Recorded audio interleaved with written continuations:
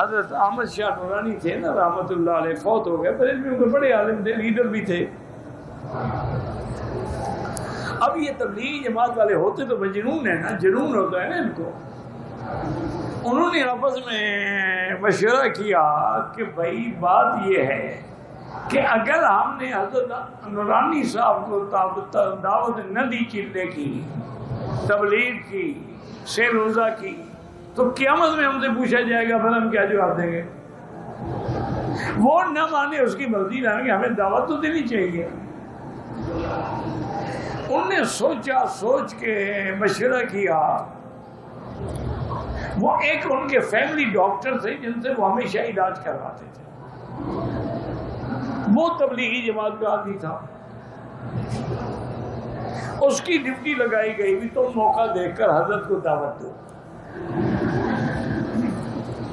تو ڈاکٹر صاحب کو اتفاق سے ایک دن موقع مل گیا، حضرت اچھی خوشی کے موڈ میں بیٹھے تھے، انہوں نے کہا حضرت گزارش ہے میں ایک بات کہتا ہوں، تو میں جاہل آدمی، میں ڈاکٹر ہوں، مولوی عالم تو نہیں ہوں، لیکن میں نے جو کوئی دیکھا ہے نا ریونڈ میں یا بنگلہ دیش میں یا کہیں بھی، یہ جتنا ان کا اجتماع ہوتا ہے سارے اہل سنت والجماعت ہوتے ہیں۔ اگر آپ حضرت اس میں تشریف لے جائیں، وہاں آپ ایک دن 2 دن تقریر کریں گے، سارے لوگ آپ کے مرید ہو جائیں گے۔ ان کے پاس تو آپ جیسا نہ کوئی خطیب ہے نہ کوئی عالم ہے،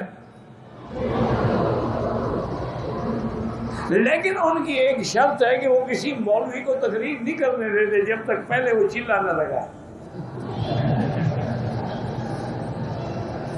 ان کی بھی ضد ہے، عام آدمی ایک چلا لگائے، مولوی جو ہے وہ 7 لگائے ورنہ 3 لگائے۔ وہ کہتے ہیں کہ مولوی کا نفس جو ہے نا بڑا سخت ہوتا ہے، مرتا نہیں ہے، اس میں تکبر زیادہ ہوتا ہے، اس کو جب تک اچھی طرح رگڑا نا تو وہ اس کی میل نہیں نکلتی۔ حضرت نورانی صاحب ہنس پڑے، کہنے لگے ڈاکٹر صاحب آپ کی بات تو بہت اچھی ہے، لیکن اگر ہم نے چلا لگا دیا تو ہم بھی تو تبلیغی ہو جائیں گے، تو پھر ان کے خلاف بات کیسے کریں گے؟ اس لیے مجھے معاف ہی رکھو۔